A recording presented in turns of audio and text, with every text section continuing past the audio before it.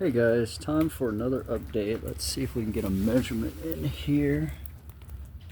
Oh, looks like we're at about 1.25 inches, or for you English speaking people, or I'm sorry, your metric people, looks like 2.5 centimeters.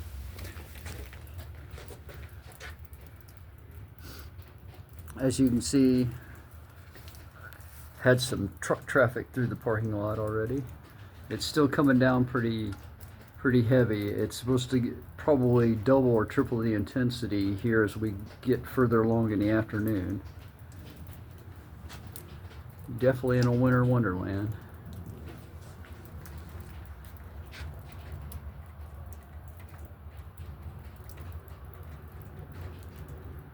Also, as you can see, there's not a lot of activity. In this part of the country, I don't deal with snow very often, so just a little bit like we have right now causes all sorts of issues. Hope you're enjoying these.